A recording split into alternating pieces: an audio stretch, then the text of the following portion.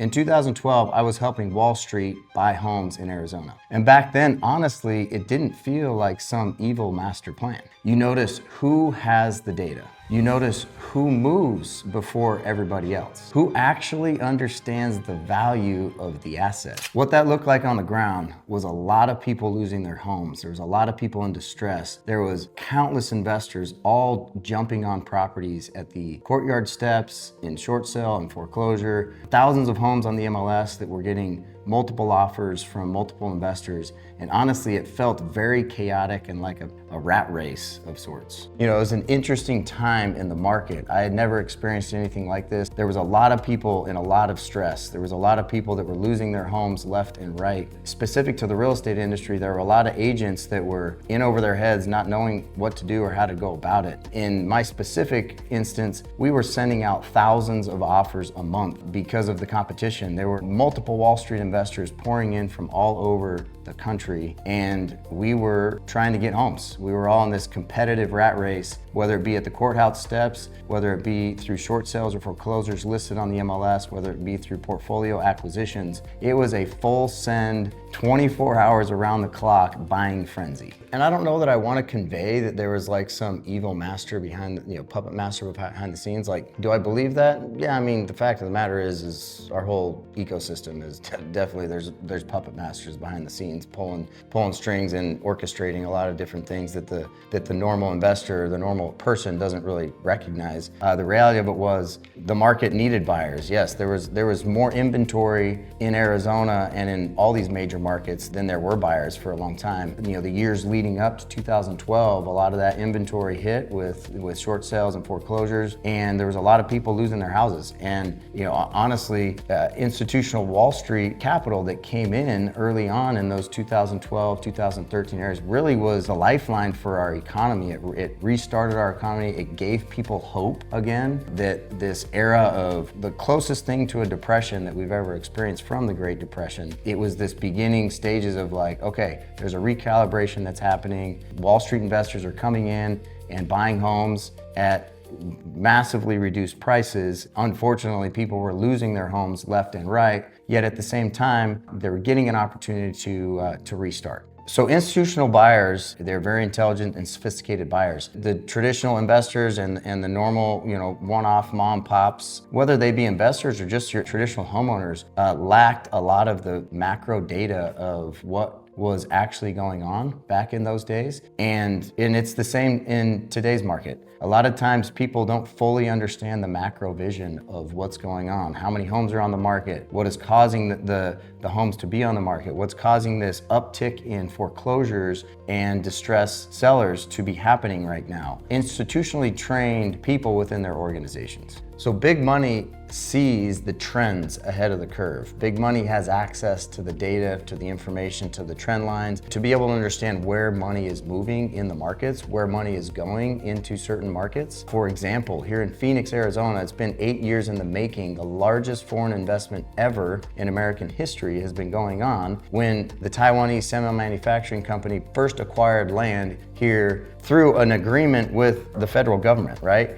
And big institutional investors are the ones that are paying attention to those types of things, and they have access to and are privy to those types of moves that are being made. So therefore they have a longer viewpoint into what's going on and where the money is going to be flowing. The mistake that most agents make is they wait until the market is obvious before everybody is calling them distressed leads. It shows what to look for, what not to do, and how to approach the seller without acting like a shark. If you want that, grab the free distressed seller playbook below. Then come back, because this next part is the part that most agents miss. So the pattern that I am seeing now that reminds me of this first wave is the increase of active homes on market, the increase of average days on market, the increase in uptick on short sale notices and notice of foreclosure, and short sales and upticks in foreclosure listing. And the other thing I'm noticing is that real estate agents are freaking out a little bit. Real estate agents are not knowing what to do. This market that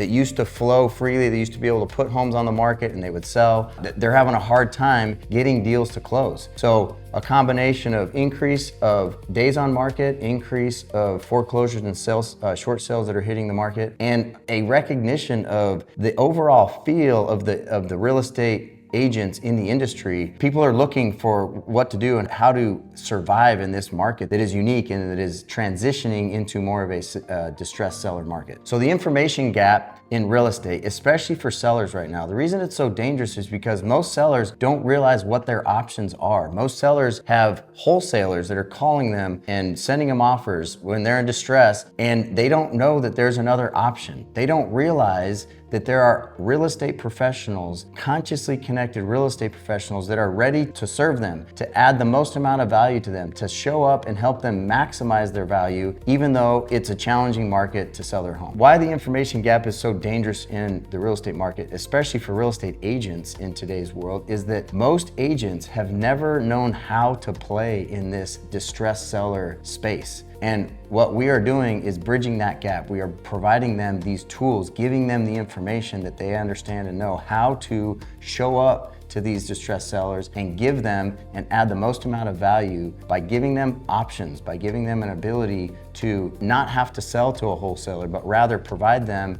an investor offer within 14 days to be able to maximize the value of the sellers. This is a tool, this is a marketplace that most real estate agents have never played in, and that is what we're providing to them, is an ability to play in a space where they can make money and add real value to the sellers that are in distress. We're doing that through, we've created a platform, it's called Horizon, and this platform is leveraging artificial intelligence. It is based off of thousands of wholesale fix and flip and buy and hold properties that have happened. And what we do is we provide the real estate professionals with all the information that they need. What's the home worth? How much rehab is going to be required? And we provide them with a list of investors that they can sell this property to within a 14-day period of time. And we provide them the leads to the sellers to be able to show up, and again, instead of being a wholesaler where they're buying their home for the least amount possible, rather they're showing up saying, how can I serve you? How can I help you maximize the value of your home? The mission behind what we're doing is to evolve the transactional nature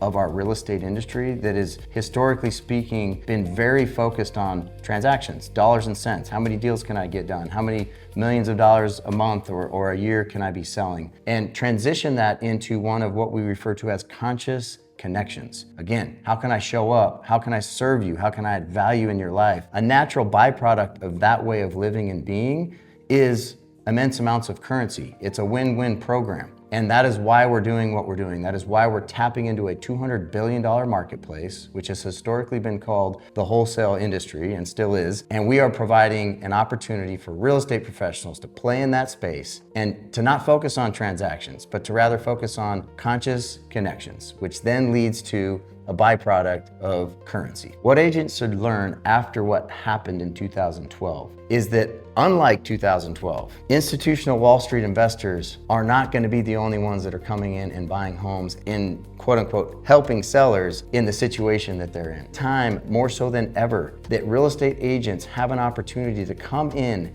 and take a meaningful part of this opportunity that is in front of them. Yes, generate immense amounts of revenues, but more important than any of that, to be able to serve those who are in distress, serve those who are needing to figure out how do they get through to the next part of their life. And this is an opportunity that is going to present itself over these next upcoming years that will massively benefit our entire society. This is an opportunity for agents to come in and add value to their local communities, to add value to their friends, to their families, to people that are all going through this transitional time in our world where artificial intelligence is coming in and taking jobs and creating immense amounts of fear. But I say, praise God. I say liberation is here. I say to those real estate professionals, now is the time to rise up and to live free. So here's the part that most people do not want to admit. The next wave is not just about who buys the houses. It's about who gets to the sellers first. I want to show you the exact group that understands distressed sellers better than most agents do.